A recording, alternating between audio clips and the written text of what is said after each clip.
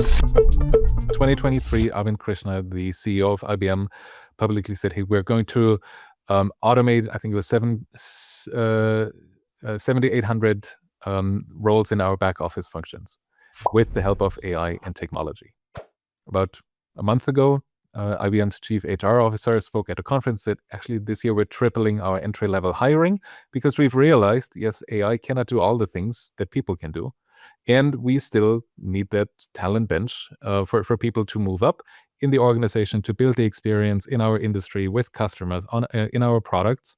Sure, we can hire senior leaders at some point, but we also know that not everybody assimilates easily and quickly, and they move on again after some years.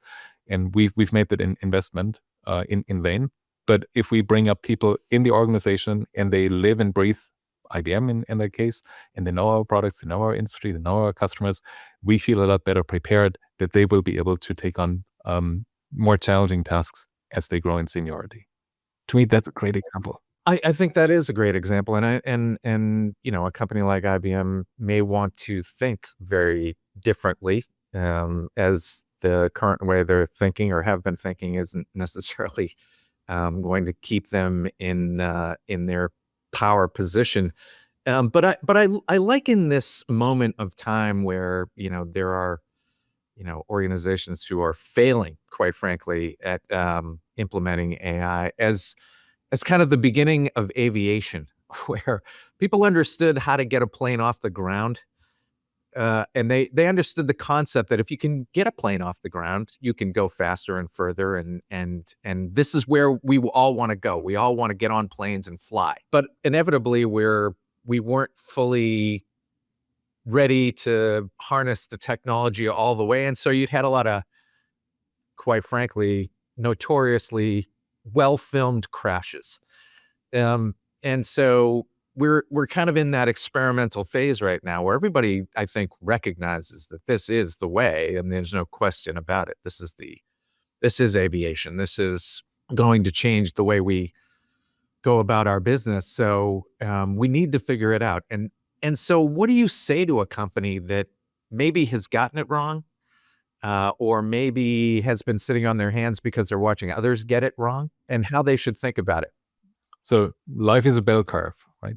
In any of the leadership trainings that I give, any of the workshops that I give, I see, first of all, two sides of the spectrum. We're all gung-ho about this, go, go, go. And the other ones, well, we need to wait and see and understand this better. And, you know, there are rules and regulations and processes to follow. And then you have a vast majority in the middle that says, yeah, we are doing some things. We see the potential, but we also understand that there are some risks. And I think that's the mindset that most organizations will be most successful with, understanding what are the opportunities? What can this actually do? How do we translate this into something that moves our business forward, that helps us reach our goals faster, more efficiently, more effectively? What new products can we bring to market? But at the same time, let's not be too loosey-goosey with the rules and regulations and requirements, because at the end of the day, we do handle sensitive data, personal data, confidential data. So keeping those in balance, I think, is key. But organizations that understand that AI and technology itself is an enabler for achieving a business's strategy and goals, they are usually a lot better prepared than the ones that see it as a new shiny object and we should boil the ocean and find use cases for this technology. Usually it's, what's the business problem? How can we measure it? How can we reach it? And how can we reach it faster with the help of new technology? Well, and my other kind of cynical take is that a lot of organizations don't know how to.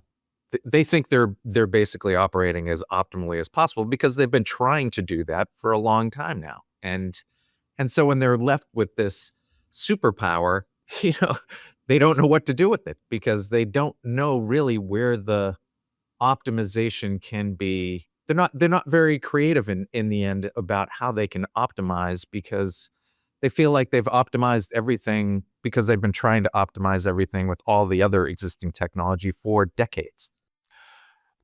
One of the things I recommend is don't just view Copilot or ChatGPT as your only pillar of the AI strategy. If you say, we've given everybody this tool and now we're done with AI, I can tell you it's not going to be successful for a number of different reasons. One is you're leaving out a huge part of opportunity, or a huge pool of opportunity, by just focusing on personal productivity.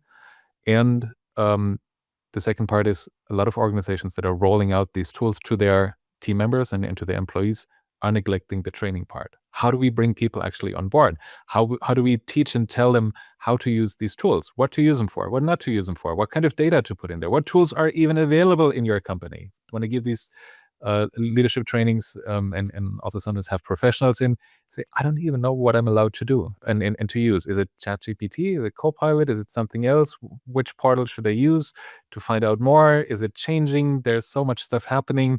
So, like a deer in headlights, many professionals and leaders are adopting a much more cautious approach there, when it should be all about, hey, here are the tools that we're making available to you, and here's a structured curriculum and training and in-person, virtual, for example, even, that walks you through challenges, risks, opportunities, examples in your business function, in your domain. How do you use these tools? Lots of hands-on, experiment with them yourself, come back and ask your questions. It's part of the training programs I offer as part of the certified AI leadership program. And that's where I see a lot of success, because people come up with ideas. They know how their business works. They know how their own business function and their tasks work, what works well, what doesn't. So to me, those are exciting ideas. To give you one example, I was working with a manufacturing company globally, or global business in wood manufacturing. And from one week to the next, we gave some homework. One of the plant managers came back the following week and said, hey, I used this AI assistant and I fed it data from Excel, production data, order data, customer data, finance data. And I said, analyze this data and tell me which customers submit orders for the same products in the same amount multiple times a week, because that means we need to send 2 trailers to that location 2 days apart. So can we consolidate orders? Can we ask the customer and work with the customer to consolidate orders so we only have 1 truck that goes there? And indeed, within a couple of minutes, they shared, it pulled out the analysis, pulled together the analysis, gave the recommendations. In a follow-up meeting, the company discussed with their customer how to better structure the orders, maybe work around some discounts or things like that. And it helped reduce not only the transportation cost for the manufacturer, but also change costs, setup costs, and so on. So they saw a very positive effect. None of this came from a month-long project and lots of data cleansing and getting 50 people in the room to agree on something. One plant manager, maybe a handful of Excel sheets, and a quite powerful AI assistant.